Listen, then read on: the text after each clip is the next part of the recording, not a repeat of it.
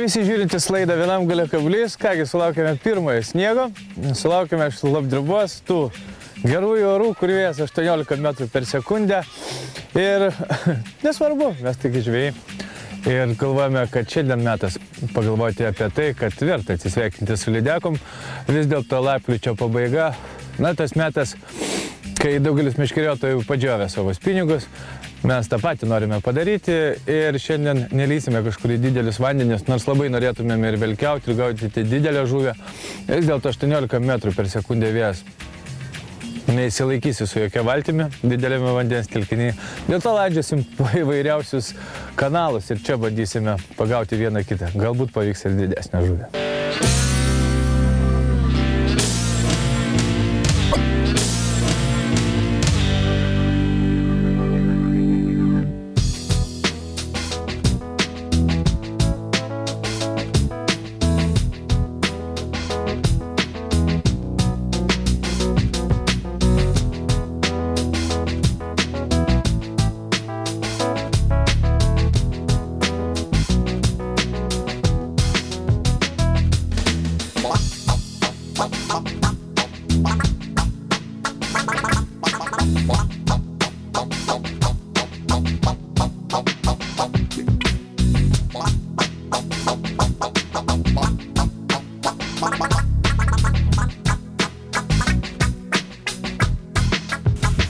Tokia mūsų tos laidos pradžia, pirmieji išplaukimai ir, kaip jau sakiau laidos pačioje pradžioje, kad atsisveikiname šiemet su lydekomis. Na, iš tikrųjų, lapkričio vos ne pabaiga, tas metas, kai reikia baigti tos susijėmimus kaip spiningavimą. Šiandien net nebijoju, kad gausime ir lietaus, ir sniego, ir audros.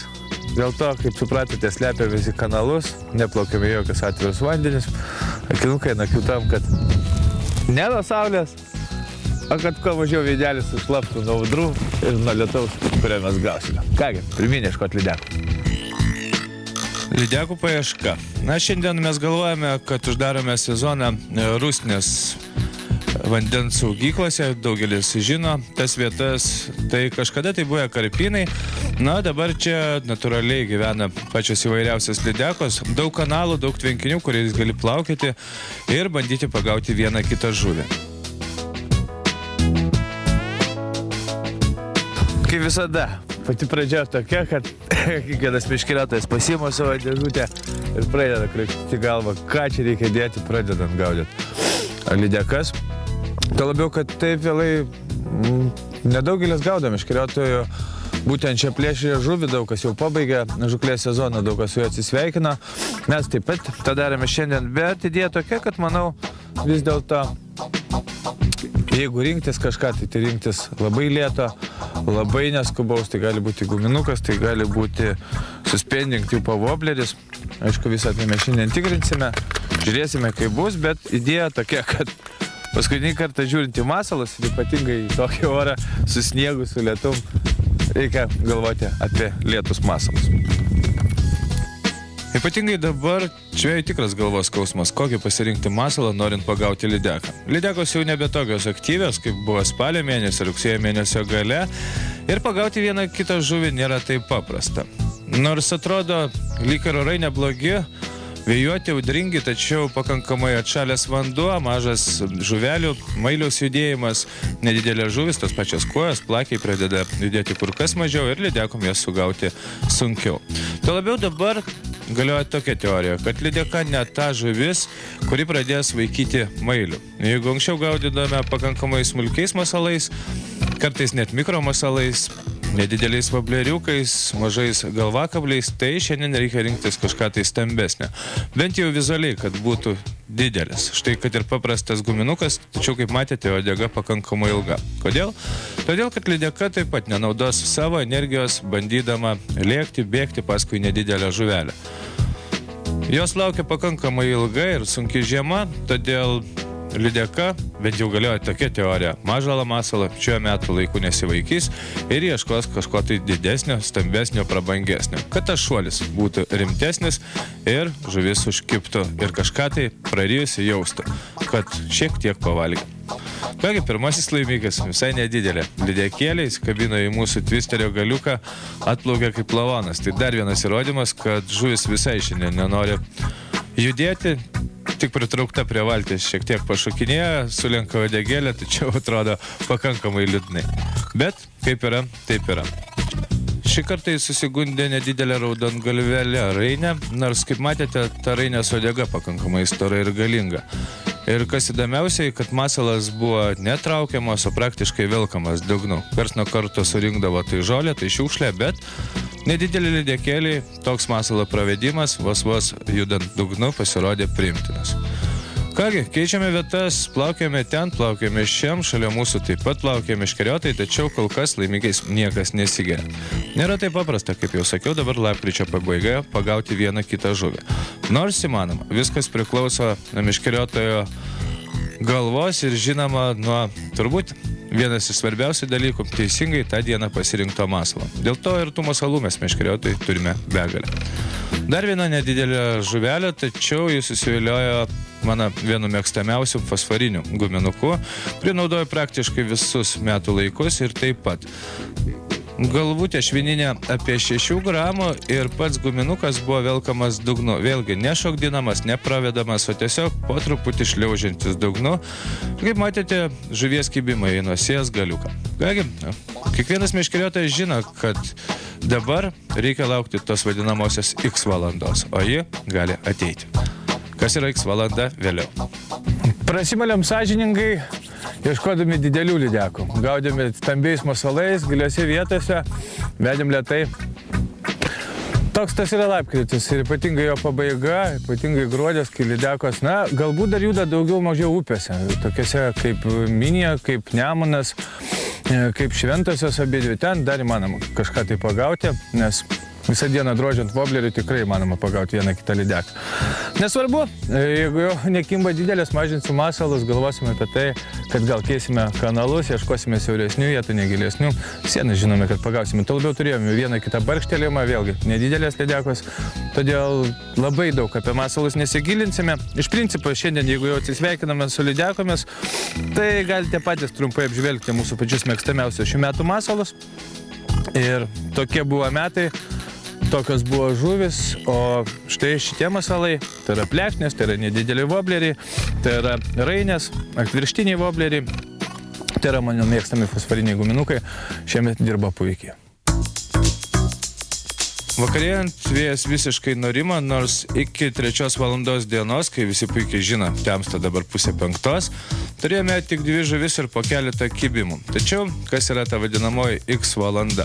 Tai ta valanda, kai vėlyvą rudenį pakyla kovai lydekos. Taip, iš tikrųjų tai būna. Kartais jį būna, dažniausiai mums būna priprasta jinai apie 11-1 valandą dienos, tame tarpe lydekos vėlyvą rudenį sujudėdavo labai gerai. Tai šiandien visą dieną krapštę nosį atsigavome lygiai 3:30. Valanda laiką iki 4:30 ir atrodo vandens telkinys atgijo. Atgijo taip, kad vos ne kiekvienu metimu mūsų masalus pradėjo atpatkuoti lydekus. Nors tiesa, jos nebuvo didelės, kaip nebūtų gaila, nors bandėme ieškoti, kaip jau supratote, visą dieną kur kas rimtesnių laimikių ir tuo labiau žinome, kad rusnėje jų išties yra, bet mūsų masalas griebė štai tokios žuvis. Tiek to, kokios yra tokios, kai kurios net sužeistos, kaip matote, įkastos kur kas rimtesnių žuvų, bet idėja tokia, kad svarbiausiai kažką tai pagauti dabar ir pajusti spiningavimo malonumą.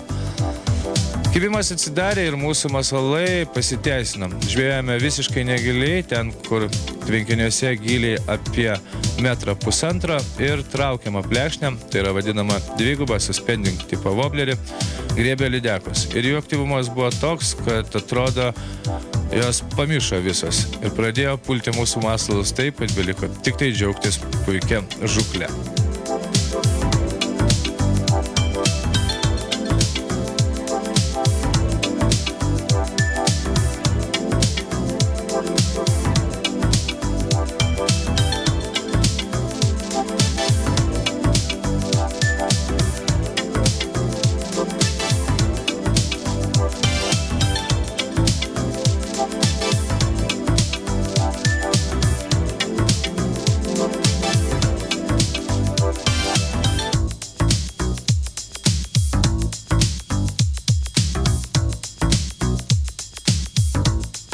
Tai mūsų masalai šiandien iš tikrųjų veikia puikiai ir daugelį meškeriotojų, kurie galvos uždarinėti vandens žuklės sezoną, lydekų galbūt žuklės sezoną, tai rekomenduotumėm būtent suspending tipo voblerius, lėtai skęstančius, tuos, kurie užmetus pradeda skęsti ir tik traukimo metu juda, vėl sustabdžius masalą, vėl jis pradeda labai lėtai grimsti, vėl patraukti. Žodžiu, tokiu lengvu provokuojančiu būdu šiandien lydekos pradėjo kibti ir, kaip jau sakiau, atėjo būtent tą valandą, kai jų žvejyba pasidarė puikiai. Taip jau būna, ypatingai vėlyvą rudenį, turi žvejoti visą dieną, galbūt tam, kad sulauktum tos iš tikrųjų magiškos valandos, kai žuvis pradeda kibti kaip išprotėjusios. Nors būna ir taip, kad gali ir nesulaukti. Tam esame mes žvejai, tam esame spiningautojai, tam mes galvojame apie įvairiausias žuklės vietas, apie įvairiausius masalus ir apie jų pasirinkimą. Bet idėja tokia, lydekos dar kimba. Dar nėra taip vėlu ir uždarinėti savo sezoną, kiekvienas meškeriotojas gali savo mėgstamame vandens telkinyje. Tiesiog galbūt verta priminti ir akcentuoti, kad masalai turėtų būti pakankamai stambesni, nereikia gaudyti ultra mikro masaliukais šiuo metu laiku lydekas. Ir jo labiau, kad dabar galite pagauti ir iš tikrųjų vieną įspūdingiausių savo laimikių, ką įrodo ir mūsų konkursas Didelės ir mažas.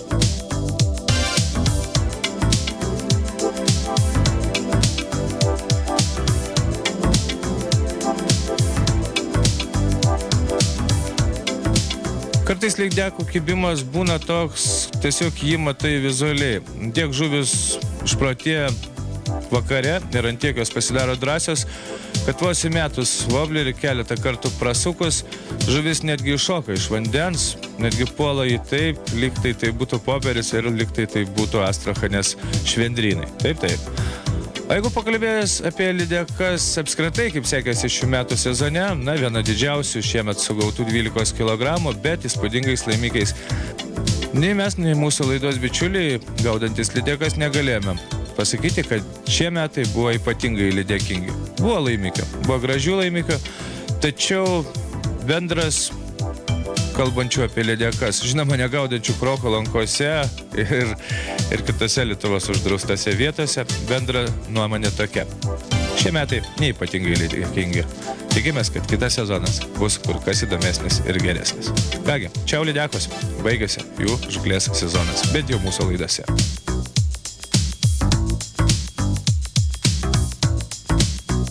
Kaip ir viskas šioje mūsų sunkiai žvyboje šiandien, iš viso stebimės, kad kažką dar pagavom. Ir kad pagavom, tai yra svarbiausia. Nors daugelis žmonių nosies nekiša iš namų ir dažniausiai dabar, bent jau daugelis meškeriotojų, galvoja, ką gaudyti. Galima gaudyti vėgėles, galima gaudyti plekšnes, galima gaudyti stintas, galima dar bandyti upėse, jeigu šiek tiek kris vanduo, gaudyti ir žiobrį, ir vieną kitą stambę koją. Žodžiu, iš tikrųjų dar ką turime veikti, nors kaip jau sakiau laidos pradžioje, gal ir verta padžiauti pinigus, bet neaišku, kokią turėsime žiemą. Galbūt nuo sausio 1, kai galima gaudyti bus pinigų, neturėsime ledo, galima gaudyti taurę žuvį. Ir tada jau turėsime gaudyti ir šlakius, ir upėtakius, džiaugtis tą karališką žuvį. Bet viskas dar ateityje. Svarbiausiai, kad mes su jumis kartu vis dar prie įvairiausių Lietuvos vandens telkinių. Dabar, kaip visada jums svarbios, žuklės naujienos.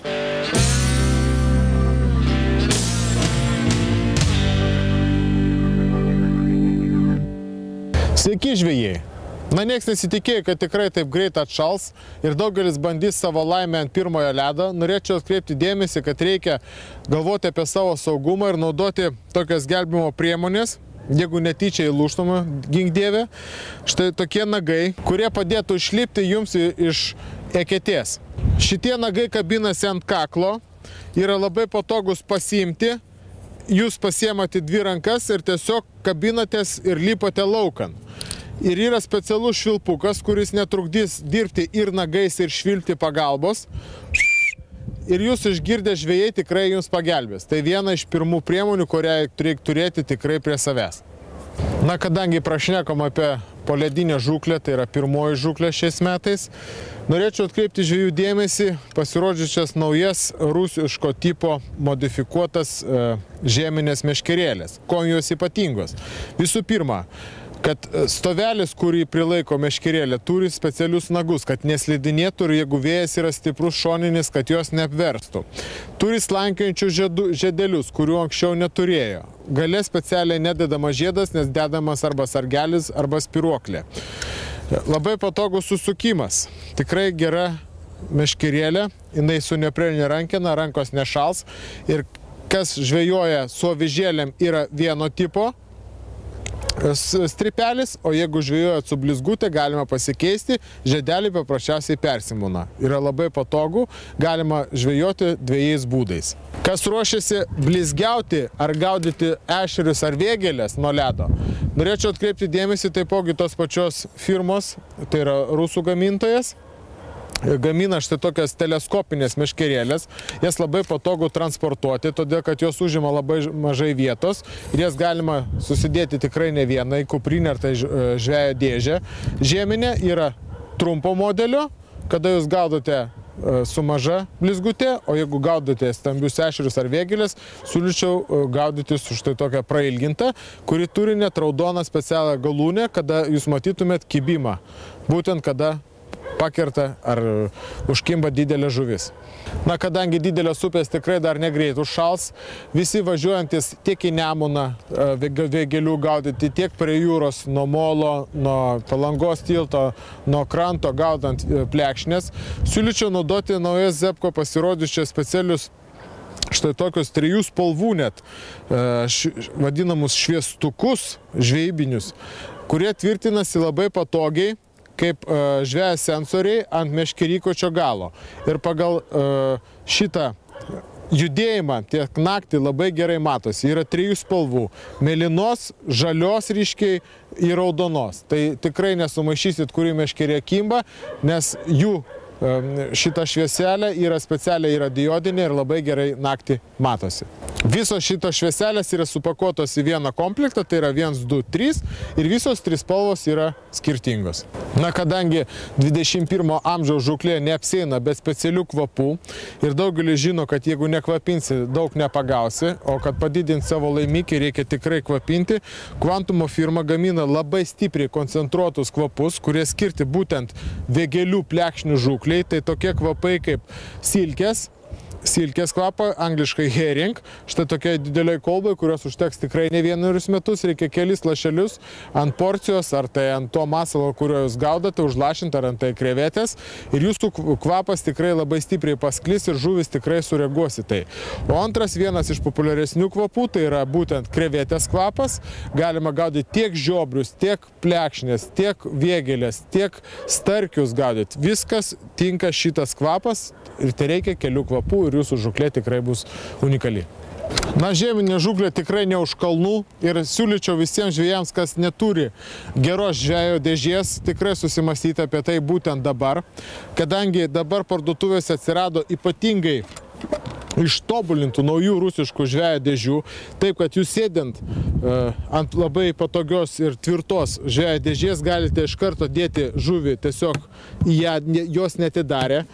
Visi metaliniai užraktai, kurie tarnaus tikrai ilgai. Šita dėžė yra, viduje yra specialų vėliukų dengtų, kad jūsų daiktai neprišaltų. Jinai pagaminta iš duralio, jinai yra labai lengva, turi ilgą diržą, jie tikrai daug tilps žvejo reikmenų, kurie bus reikalingi jums būtent žiemą ant ledo.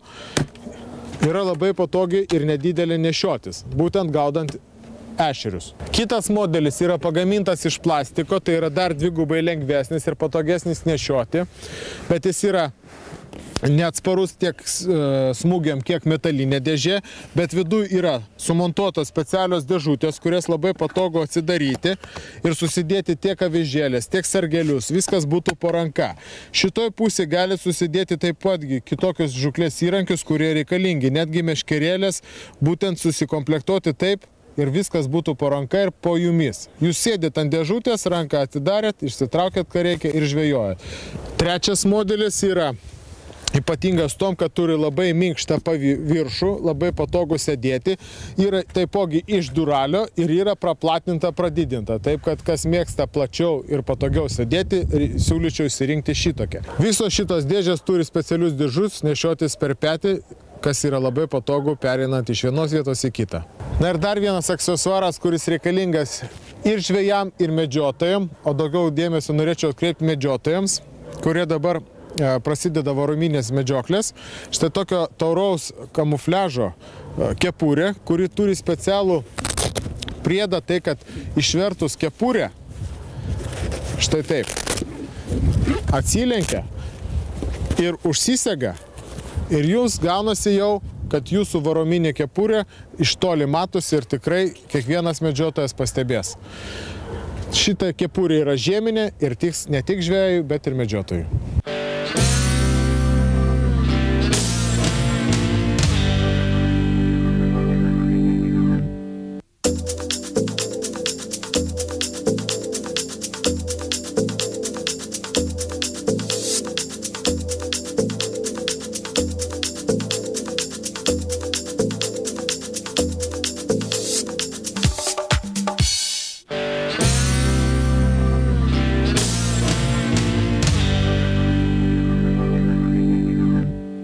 Na, šios savaitės Romados akcija tikrai unikali. Tas, kas ruošiasi pirmai žūklė ant ledo. Visos šitos dėžės jūs galite įsigyti su 30% nuolaida. O lietuviškos gamybos štai šitą dėžę jūs įsigysit net su 20% nuolaida. Na, antroji Romados akcija dar unikalesnė. 50% visom Seviloro valtim. Tiek 2,50 ir 2,80 ilgiams. Na ir papildoma akcija nuolaidų kortelių turėtojams. Visą šią savaitę platformom, štai tokiai plūdiniai žūkliai, sportiniai žūkliai, net 40% nuolaida.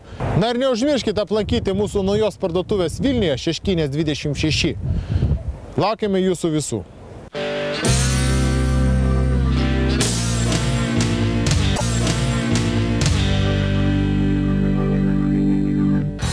Sauliaus Jokožio didžiausia vakarų Lietuvoje spaustuvė šiemet pristato naujieną. Įsirinkite ir padarykite kalendorių pats savo. Asmeniniai kalendoriai kiekvienam su įspūdingiausiamis gyvenimo akimirkomis. Daugiau www.kalendoriai.lt.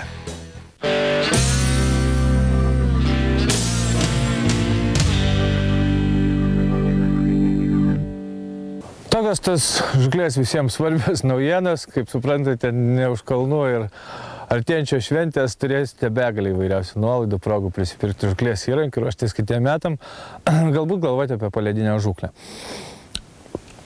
Šiandien, kaip matėte, kokią turėjom dieną, tokią turėjom, ką sugebėjom, tą sugebėjom ir tai yra svarbiausia, kad dar išplaukėm tokių klaikių oro ir turbūt šiemet į valtį nebelipsim. Ne karšta ten, patikėkit manim.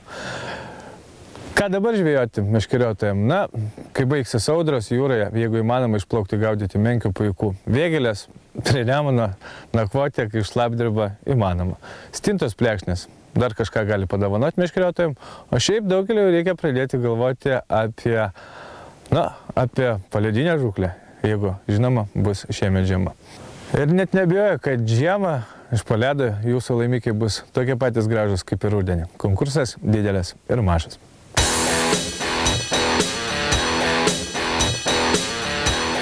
Kaip ir minėjome šioje laidoje, rudeninis lydekų paradas. Tomas Kalcas sugavo 7 kg ir 200 gramų žuvį Kupiškio mariose.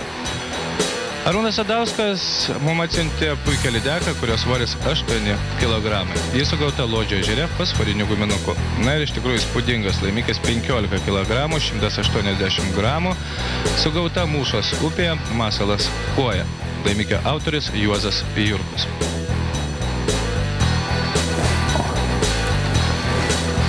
Toks buvo konkursas, tikiuosi jis bus kiekvieną kartą vis didesnis ir gražesnis, nes meškeriotojai pagauna savo laimikius ir tikiuosi, kad daugelis jūsų paleidžiate savo. Na, mes pabaigai atsisveikindami ištraukėme dar vieną silkutę ir sakome, nei žvyno, nei uodegos, susitiksim lygiai po savaitės.